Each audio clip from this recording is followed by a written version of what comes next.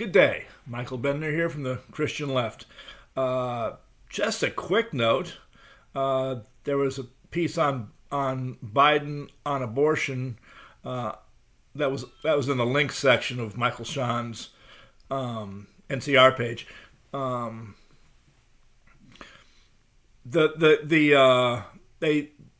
They talk about Biden taking a more measured approach and not really leading on the Democratic efforts to keep abortion, make abortion legal or keep it legal in a lot of the world. I don't see that he hasn't been rather aggressive with this. Others seem to disagree, but activists do that, and I'm an activist, so it's been turned into a local fight. I mean, this is now a situation where Biden actually has a say.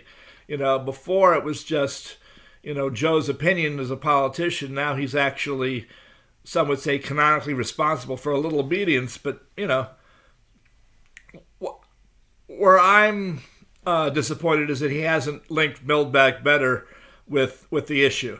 If he had and forced the bishop's hand a little more, I think that's the way to go. It's not, defending abortion as much as defending families and women.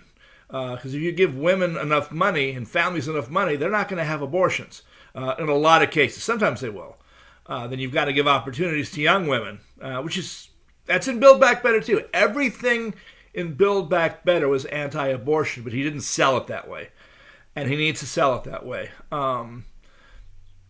Because, no pro-choicer is going to say, no, we don't want more money for women or more career opportunities. No, he says that. NARAL's not going to, Pro-Choice America is not going to say that. So he needs to put the shoe on the other foot for the church and say, you guys have got to support this now. You've gotten what you wanted out of the court, because the courts, the local courts are going to find that there is a right to abortion in state constitutions. So, when that gets litigated, it's not a good thing for the pro-life movement. So, we're going to get to agreement one of these days on abortion. And maybe late-term abortions will be all by induction, without stopping the heart first. That probably is the way to solve the issue, because there's no right not to be born. So after 14 weeks, if you can't be born for medical reasons, which is really the only late-term abortion problems, it's you don't get to stay, and you wouldn't want to stay in this plane of existence if it's going to be horrible. Maybe you do, and those people probably wouldn't be aborted anyway. But it's nobody. Some people don't even want to be born, and it's like, you didn't abort me? What kind of fool are you? Will probably be in the afterlife. Hopefully, some people respond to having to be born. It's like, you were supposed to be a lesson and you failed.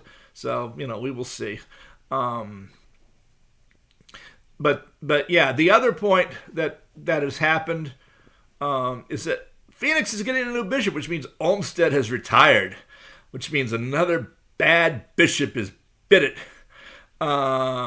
He's gone. The number of bishops who are political on the right wing, the pro-insurrection bishops, shall we call them, and I'll be talking about that one today as well. They're getting less and less, and the impact of Francis'